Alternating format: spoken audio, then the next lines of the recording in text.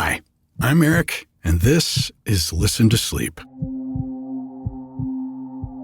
This week's story is a request from a listener who wanted to hear something by the Brothers Grimm. These stories are weird, and they're great bedtime stories. This week, I'll be reading King Grisly Beard. If you've got something you'd like to hear, get in touch with me. Twitter, Instagram, email, whatever works for you. My email is eric@listentosleep.com. And all my social media is also at Listen to Sleep.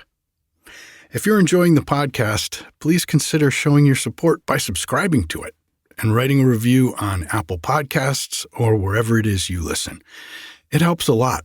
Podcast listings can be super confusing to navigate, and ratings help separate out the ones people want to hear from the ones that they don't. So we can all help the next person out by rating the podcasts that we listen to. I do it, and if you do it, I would super appreciate it.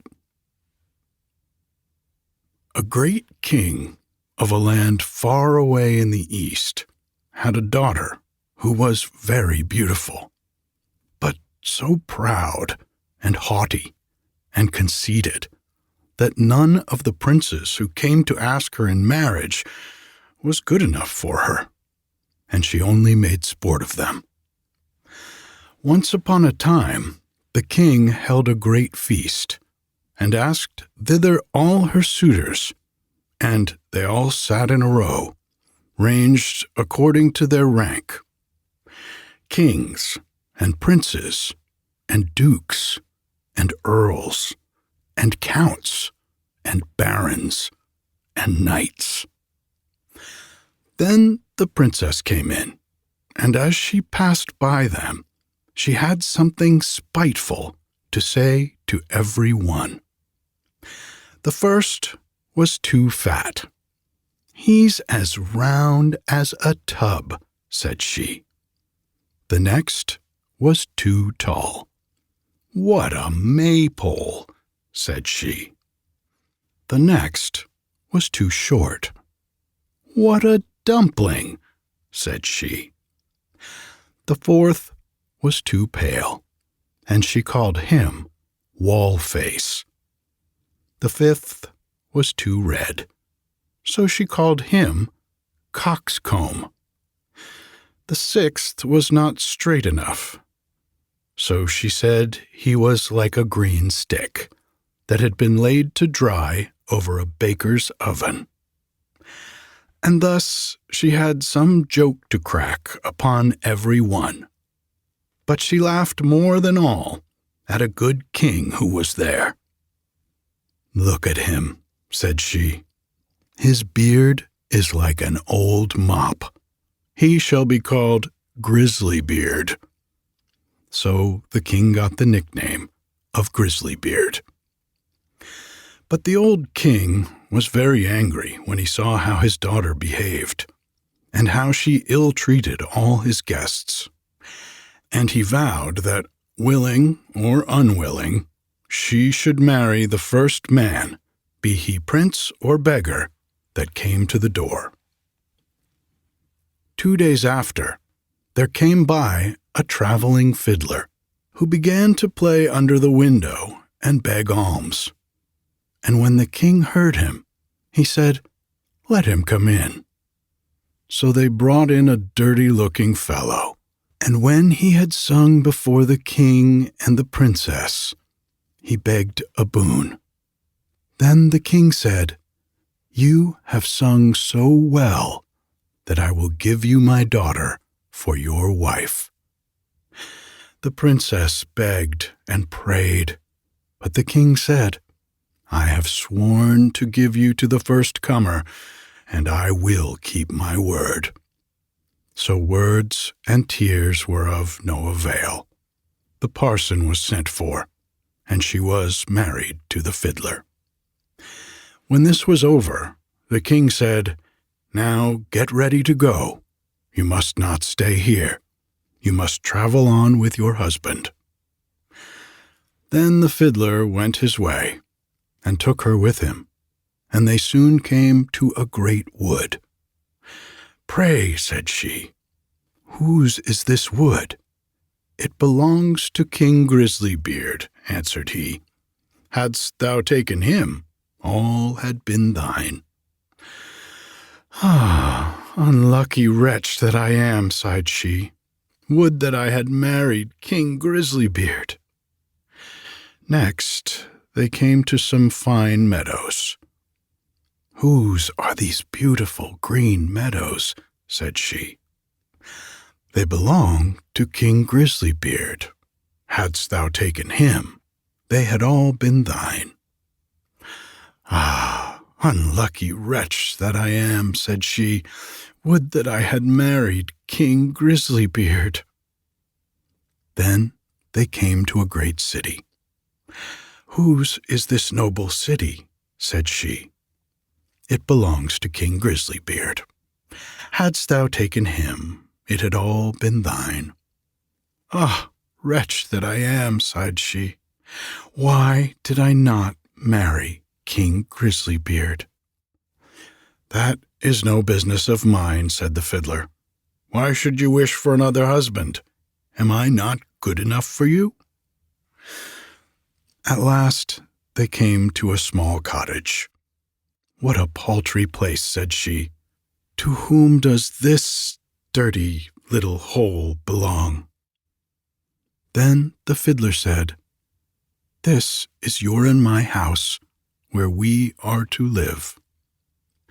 "Where are your servants?" cried she. "What do we want with servants?" said he. "You must do for yourself whatever is to be done. Now make the fire, and put on water, and cook my supper, for I am very tired." But the princess knew nothing of making fires and cooking, and the fiddler was forced to help her. When they had eaten a very scanty meal, they went to bed. But the fiddler called her up very early in the morning to clean the house. Thus they lived for 2 days, and when they had eaten up all there was in the cottage, the man said, "Wife, we can't go on thus, spending money and earning nothing. You must learn to weave baskets." Then he went out and cut willows and brought them home, and she began to weave, but it made her fingers very sore. "I see this work won't do," said he. "Try and spin. Perhaps you will do that better." So she sat down and tried to spin, but the threads cut her tender fingers till the blood ran. "See now," said the fiddler, "you are good for nothing. You can do no work. What a bargain I have got! However, I'll try and set up a trade in pots and pans, and you shall stand in the market and sell them." "Alas," sighed she, "if any of my father's court should pass by and see me standing in the market, how they will laugh at me." But her husband did not care for that, and said she must work if she did not want to die of hunger. At first, the trade went well, for many people, seeing such a beautiful woman, went to buy her wares, and paid their money without thinking of taking away the goods. They lived on this as long as it lasted, and then her husband bought a fresh lot of ware, and she sat herself down with it in the corner of the market. But a drunken soldier soon came by, and rode his horse against her stall, and broke all her goods into 1,000 pieces. Then she began to cry, and knew not what to do. "Ah, what will become of me?" said she. "What will my husband say?" So she ran home and told him all. "Who would have thought you would have been so silly," said he, "as to put an earthenware stall in the corner of the market, where everybody passes?" But let us have no more crying. I see you are not fit for this sort of work. So I have been to the king's palace and asked if they did not want a kitchen maid, and they say they will take you, and there you will have plenty to eat." Thus the princess became a kitchen maid and helped the cook to do all the dirtiest work.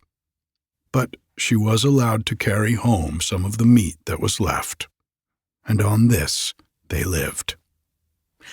She had not been there long before she heard that the king's eldest son was passing by, going to be married, and she went to one of the windows and looked out. Everything was ready, and all the pomp and brightness of the court was there. Then she bitterly grieved for the pride and folly which had brought her so low. And the servants gave her some of the rich meats, which she put into her basket to take home. All of a sudden, as she was going out, in came the king's son in golden clothes. And when he saw a beautiful woman at the door, he took her by the hand and said she should be his partner in the dance. But she trembled for fear, for she saw that it was King Grisly who was making sport of her. However, he kept fast hold and led her in, and the cover of the basket came off, so that the meats in it fell about. Then everybody laughed and jeered at her, and she was so abashed that she wished herself 1,000 feet deep in the earth. She sprang to the door to run away, but on the steps King Grisly overtook her and brought her back and said, "Fear me not. I am the fiddler who has lived with you in the hut. I brought you there because I really loved you. I am also the soldier that overset your stall.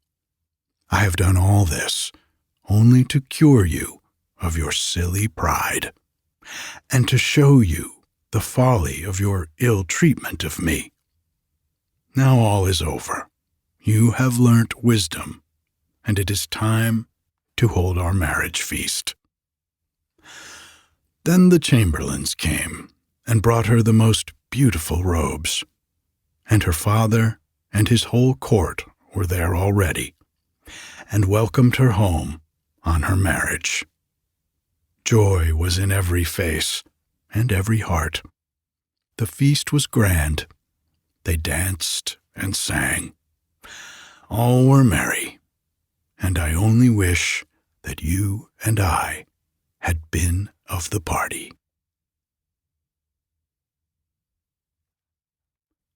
Good night.